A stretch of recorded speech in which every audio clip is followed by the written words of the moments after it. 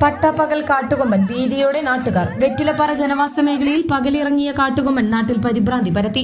ബുധനാഴ്ച വൈകിട്ട് 5 അരൂർമൊഴി അയ്യപ്പ ക്ഷേത്രം, കൊന്നക്കുഴി ഫോറസ്റ്റ് സ്റ്റേഷൻ പരിസരങ്ങളിലാണ് ഏഴാറ്റുമുഖം ഗണപതി എന്ന് നാട്ടുകാർ വിളിക്കുന്ന ആന ഇറങ്ങിയത്.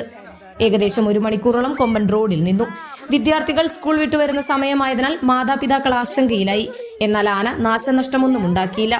വനപാലകരും വാച്ചർമാരും നാട്ടുകാരും ചേർന്ന് രാത്രി 7 കാട്ടാനയെ പ്ലാന്റേഷൻ എണ്ണപ്പനത്തോട്ടത്തിലേക്ക് ഓടിച്ച് ചാലക്കുടി പുഴയുടെ മറുകരയിലേക്ക് കയറ്റി.